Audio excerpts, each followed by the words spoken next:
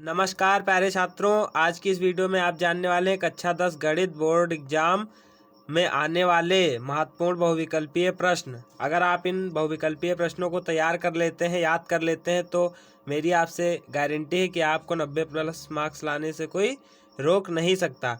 मैंने आज यहाँ पर 20 बहुविकल्पीय आपसे को बताए हैं और इनको अगर आपने ध्यान से पूरे अंत तक देख लिए तो इनमें से मेरी गारंटी है कि 15 से ज़्यादा बहुविकल्पीय जरूर फंसेंगे आपके एग्जाम में, क्योंकि ये कई बार पूछे जा चुके हैं। तो इसलिए वीडियो को अंत तक देखिएगा।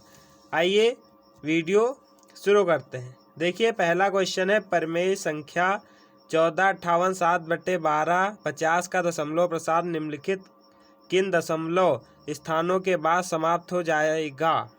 ठीक है दोस्तों, तो इसमें आपको करना क्या है, आपको बस सिंपली नीचे वाली संख्या से ऊपर वाली संख्या को भाग देना है और आपको भाग देने के बाद क्या पता चलेगा कि जो दशमलव होता है यानी जो पॉइंट होता है उसके बाद 4 अंक तक संख्या जाएगी और उसके बाद इसका आंसर आपको मिल जाएगा। तो इसलिए ये जो पहला क्वेश्चन है इसका राइट ऑप्शन क्या हो जाएगा, 4 हो जाएगा। आइए अब दूसरे प्रश्न की ओर बढ़ते हैं। धन पूर्णांक 6a+5 से ठीक पहले आने वाला धन पूर्णांक होगा। तो देखिए दोस्तों, 6a+5 से पहले तो 5 से पहले क्या आएगा दोस्तों, तो वो आएगा 4। तो इसका राइट ऑप्शन क्या हो जाएगा, second option is the right option. धन पूर्णांक 6a+5 यानी 6a+5 का 5 से ठीक पहले आने वाला धन पूर्णांक क्या होगा, 6a+4 या 6a+4 होगा। ठीक है दोस्तों, फिर देखिए तीसरा क्वेश्चन है रैखिक समीकरण युग्म 3x + 5y = 3 6x + ky = 8 का कोई हल नहीं है यदि, तो k का मान क्या होगा इसमें पूछा गया है। देखिए, k का मान आपको इसमें पता करना है। आप इस समीकरण को हल करेंगे और आपको k का मान पता चल जाएगा और उसके बाद आप उसको राइट ऑप्शन की जगह पर लगा देंगे। तो देखिए, इसका जो सेकंड ऑप्शन है वो है k = 10, यही इसका राइट ऑप्शन है। इसको आप सॉल्व करेंगे तो आपको k = 10 रखेंगे तो इसका कोई हल क्वेश्चन का नहीं मिलेगा। ठीक है, अब देखिए चौथा क्वेश्चन है समीकरण 2x² - 5x + 4 = 0 के मूल होंगे। तो देखिए दोस्तों, इसमें पूछा गया है कि इस समीकरण को हल करने पर जो मूल्य मिलेगा वो क्या होगा। तो दोस्तों वो होंगे काल्पनिक, वास्तविक नहीं होंगे, वो क्या होंगे, काल्पनिक। समीकरण 2x² + 5x + 4 = 0 के मूल होंगे काल्पनिक। फिर देखिए पांचवा क्वेश्चन सभी वर्ग होते हैं। देखिए बहुत ही ज़्यादा इंपॉर्टेंट क्वेश्चन है, इसको तो आप ज़रूर से दिमाग में रखिएगा।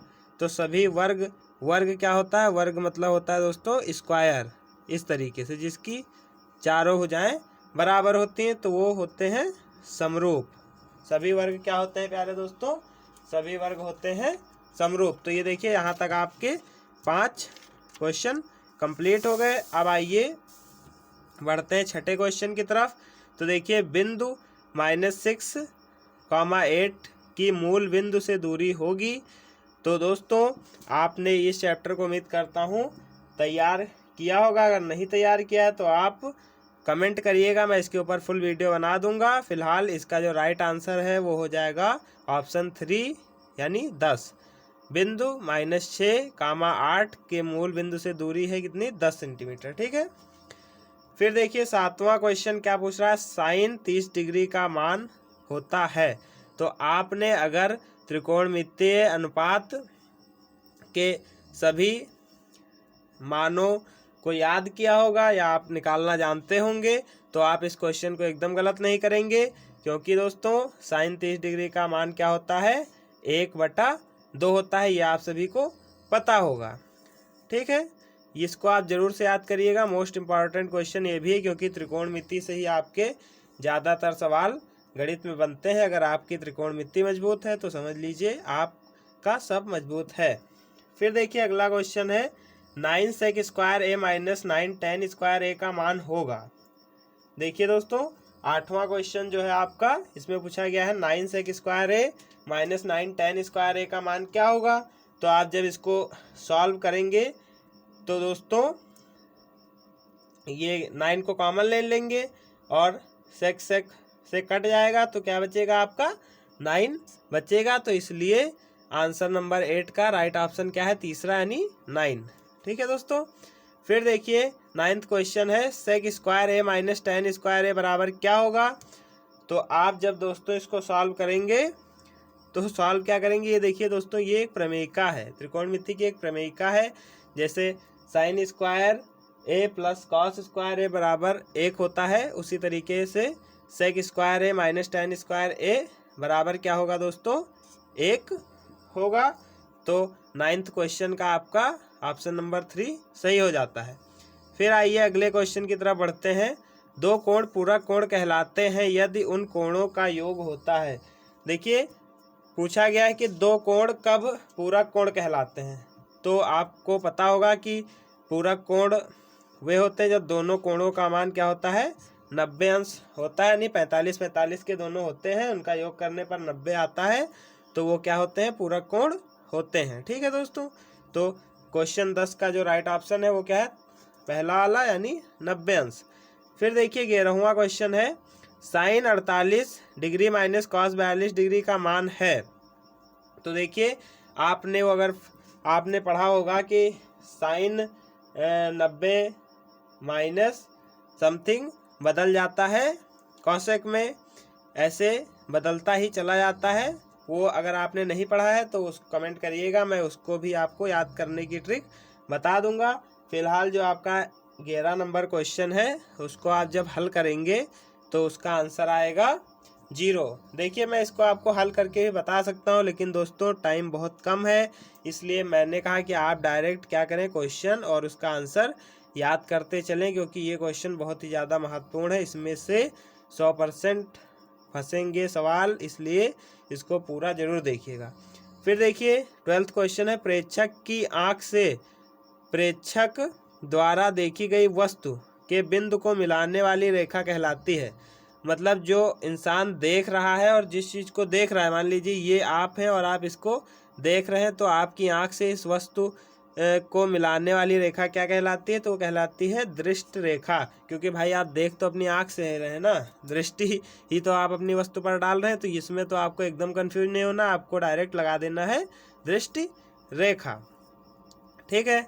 फिर देखिए 13वां क्वेश्चन है एक रेखाखंड AB एक बिंदु P पर इस प्रकार विभाजित किया जाता है कि PB बटे AB तब अनुपात AB अनुपात PB है।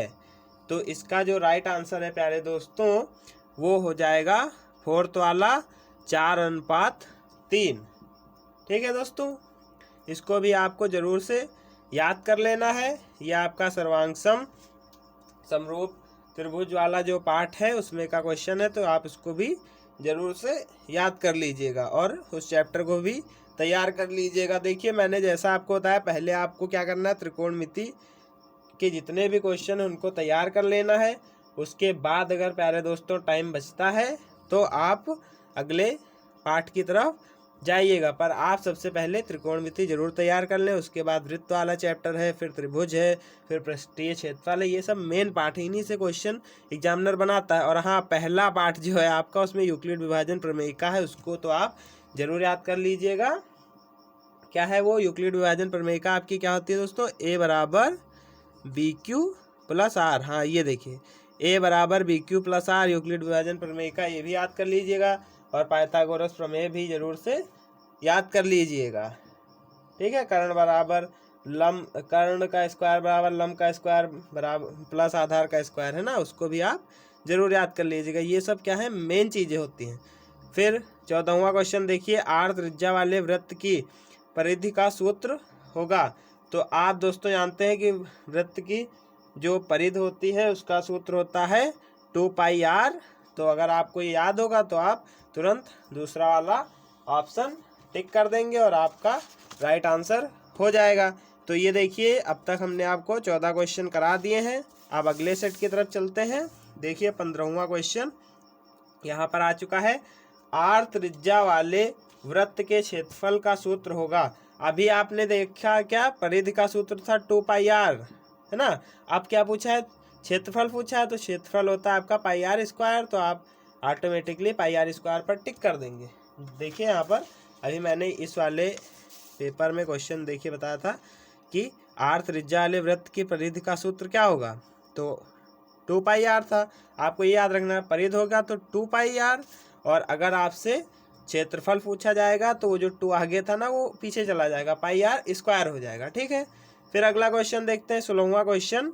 किसी वृत्त के केंद्र पर बने कोण थीटा वाले त्रिज्याखंड के संगत चाप की लंबाई होती है। देखिए दोस्तों, ये बहुत ही मेन फार्मूला है और क्वेश्चन भी है बहुविकल्पीय के लिए और दीर्घोत्तरीय के लिए भी।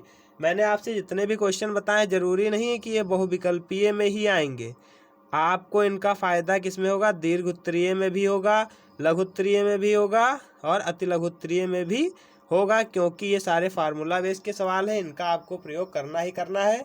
और 12 से 15 बहुविकल्पीय में तो ये क्वेश्चन फंसने ही वाले हैं। तो इसका जो राइट ऑप्शन है वो दोस्तों पहला वाला है।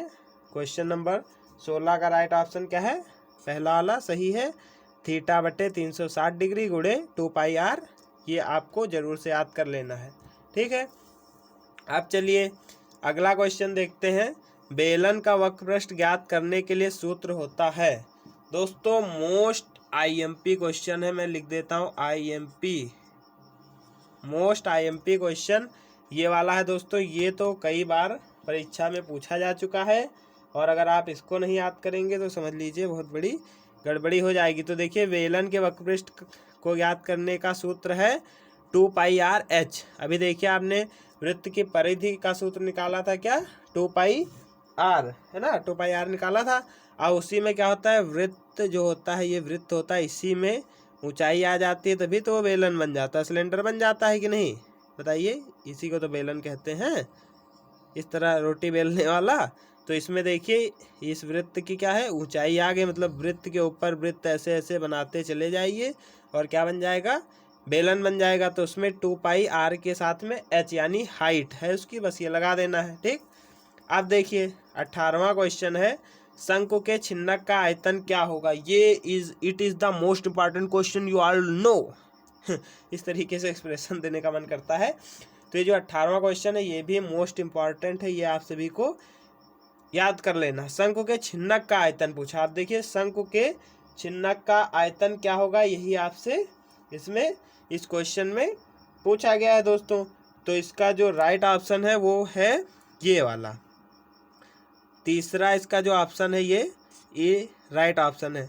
1/3 पाई h ब्रैकेट में r1² r2² plus r1 r2, ये शंकु के छिन्नक का आयतन है। इसको भी आपको जरूर से याद कर लेना और मैंने इतने अच्छे से बताया आपको याद भी हो गया होगा। देखिए एक बार और देख लीजिए, 1/3 पाई h ब्रैकेट में r1² plus r2² plus r1 r2, कितना आसान है ना। फिर किसी शंकु का आयतन होता है, मोस्ट इंपॉर्टेंट क्वेश्चन। देखिए मैं क्या बता रहा हूँ, ये जितने क्वेश्चन मैं आपसे को बता रहा हूँ ये आपके सवाल में भी बहुत ज़्यादा आएंगे, क्योंकि भाई फार्मूला आपको पता होगा तभी तो आप सवाल लगा पाएंगे। तो देखिए 19वां क्वेश्चन, किसी शंकु का आयतन होता है। तो किसी शंकु का आयतन क्या होता है मेरे भैया, तो वो होता है 1/3 पाई r² h, 1/3 पाई r² h। देखिए शंकु किसे कहते हैं, आपने आइसक्रीम खाई होगी ना, ये देखिए, या बर्थडे में टोपी पहनी होगी। तो ये जो इस प्रकार का एक त्रिभुज और वृत्त होता है यही क्या है, शंकु है। इसी का क्या पूछा गया है, आयतन पूछा गया। अब आयतन पूछा गया तो भैया ऊंचाई तो होगी ही, होगी कि नहीं होगी बताइए, ऊंचाई होगी। तो ऊंचाई सबके साथ है, लेकिन 1/3 पाई r² h इसका क्या होता है, आयतन होता है। ये आपको याद रखना है, बाकी चीज़ें जाएं भाड़ में, है ना। फिर देखिए 20वां क्वेश्चन, आखिरी क्वेश्चन, और ये आखिरी पार्ट आपका सांख्यिकी है, उसी का ये मोस्ट इंपॉर्टेंट क्वेश्चन है, बहुलक का सूत्र। बहुलक का सूत्र क्या होगा, इस तरीके से वो आपको 4 ऑप्शन दे देगा। और अगर आपको बहुलक का सूत्र आता है तो वेरी वेरी गजब है दोस्तों, क्योंकि अगर आपको सांख्यिकी आपकी तैयार हो, त्रिकोणमिति तैयार हो, वृत्त वाला चैप्टर तैयार हो और वक्र पृष्ठ वाला चैप्टर तैयार है, तो आप समझ लीजिए गणित तो ऐसे आप निकाल देंगे बैठे बैठे, एकदम इजी हो जाएगा आपके लिए। नहीं तैयार है तो कमेंट करिएगा, मैं इन सभी पर जल्दी जल्दी शॉर्ट मैं आप सभी को बताता चलूँगा, कमेंट जरूर करके बताइएगा, ठीक है। तो देखिए 20वां क्वेश्चन है, बहुलक का सूत्र है। तो पहला option L plus F1 F0, फिर 2F1 minus F0 minus F2 गुणे H।